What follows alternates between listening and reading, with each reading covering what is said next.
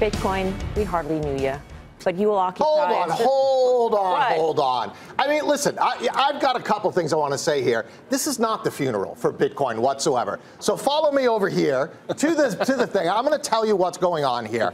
Couple different things. Let's look at the Bitcoin bug that we just retired, and all of a sudden we're declaring that the Bitcoin funeral is here. You know when that Bitcoin bug came on? That was just around the high. So when we start to declare a funeral and things get really horrible, sentiment is approaching the lows. So hopefully we'll use that funeral bug to say, hey, you know what? That was near the lows. Number two, Bob talked about the Japan exchanges ordered to improve business conditions. It's actually a good thing. Short run, it's going to be a little tough because they're stopping new accounts from coming in, but actually they're cleaning up the system. They're making sure it's more robust, making sure it's better for people.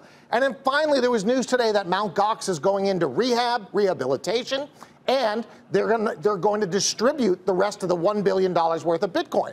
But here's what's great about that. They're not going to distribute it until at least Q1 of 2019. Everybody thinks all of a sudden there's going to be a wave of selling. Not happening now. So let's go to the chart and see where we are. Now, when I walked over here, look at this. Okay, we've had this big downtrend, 65, 70% peak to down here. That is not unusual for Bitcoin. It's very painful. But look at this, where we are right here, okay? Guess where we were? That was only back in November, okay? You know where we were a year ago? $2,500. So, let's put this in perspective. It doesn't mean that Bitcoin can't go lower. This is a bear market, and bear markets, we don't know where they end. There's usually some kind of big crescendo to that.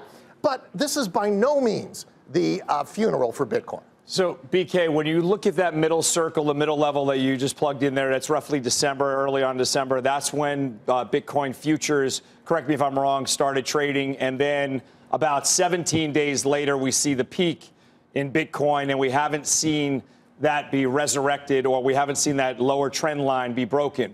Is it because people can now bet against Bitcoin that you have a real arena for the bears to lie in?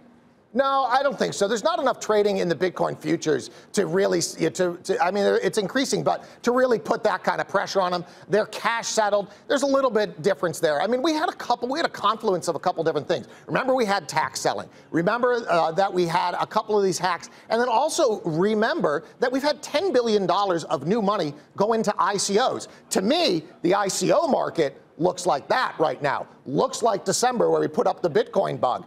Down here is where I want to be, starting to get long these cryptocurrencies and less into the ICOs. Question for you, BK. Do you think we should bring back the Bitcoin bug? Yeah, you know what? I do think we should bring it back. I like to be a contrarian, so yeah, let's do it. There it is. There he is. There it is. What? It was great. You did the hand thing, but you went the wrong way. I know, because you got to look this way, and you got to look. That was fantastic. Because I'm looking at the reverse in the TV. Anyway, yeah. It's hard to make your brain work that way. Mine just doesn't work.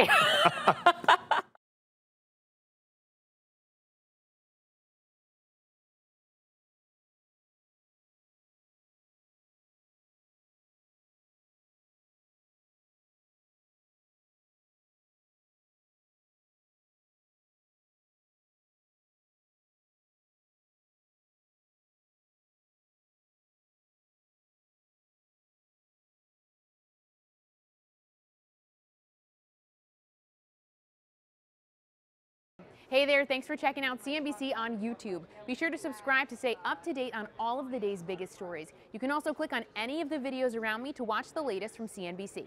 Thanks for watching.